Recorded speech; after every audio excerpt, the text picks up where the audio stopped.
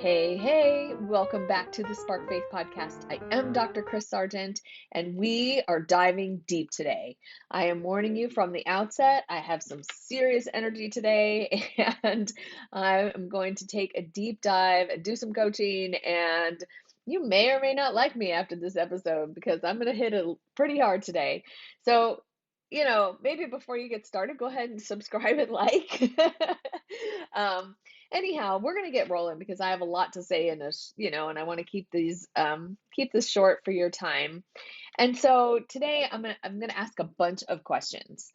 And so I want to first start with a sentence that um you probably already understand because we've already been talking about this, but I want to make sure that you're caught up that when we make and keep promises to ourselves, our self esteem and our self confidence and our value all goes up.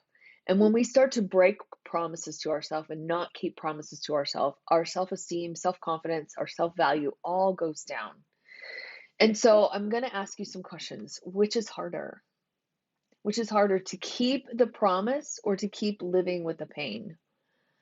And what do you want your life to look like? What do you think God wants your life to look like? Is not Are not keeping promises to yourself, is not keeping promises to yourself interfering with your relationships? Are you losing trust in those relationships because you're not doing what you say you're going to do for yourself and you always flake on yourself? And so those are some hard questions. And, a lot of um, when we face our pain and when I have faced my pain, what I found on the other side is this whole other person who is stronger, who has more confidence, just like I said, and who is has less fear about starting something new, trying something new, doing new things, doing hard things, right? And so, and that's what we find when we go through the pain and we take on the hard things, which I know you can totally do because other people have done it and you can do it, just like the 4 minute mile. So, when we go through the hard things and come out on the other side, instead of avoiding and not keeping our promises, we come out a different person. I'm doing hashtag 75 hard right now, and it's hard to get in 2 45-minute workouts and make sure I take my picture and make sure I drink my gallon of water and make sure I do all the things on that checklist every single day. No alcohol, no cheat meals for 75 days, right? And this happens to be day 14. Yay! So 2 weeks in, right? Done. And it feels good, right? Like I know what I've accomplished. And so there is a technical term for all of this stuff, and it's called delaying gratification or delayed gratification. And we should learn to delay gratification between the ages of 8 and 13. Interesting, right? Because before that 13, 14 time, we're kind of these little sponges. And I've talked a lot about programs, and I'll put that episode up on the top so you can click on that one and find it easily. Talk about programs and programming and how that affects our thoughts and ultimately our results, right? And so if we don't learn this to delay gratification between the ages of 8 and 13, that can impact our savings account, that can impact our weight, that can impact lots of our impulse kind of behaviors that we do because it's what we've caught, not necessarily what we've been taught. We've watched how our parents handle things and now we handle them the same way. And Ed Milet says this thing about, kids are not always taught. It's what they're caught, right? It's what they catch.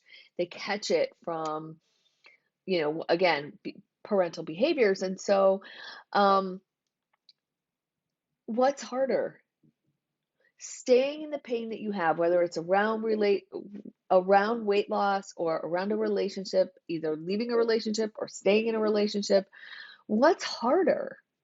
The pain that you're in now or the pain that you're going to have to go through to actually keep your promises and actually do what you say you're going to do and actually do the hard thing to change, to make that shift, to put in the time, right? Because change takes time. This is not something that we decide today on Monday and, by Friday we got everything rocking and rolling. No, that's why it's 75 hard. It's a longer time.